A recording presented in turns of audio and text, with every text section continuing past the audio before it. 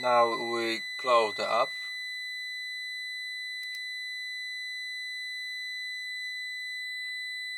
I'm gonna show you that the app is still working.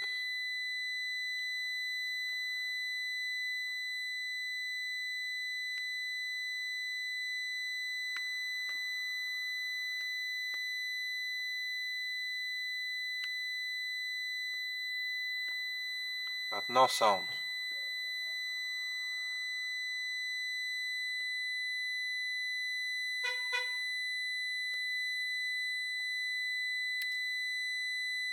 App closed, sound disappeared.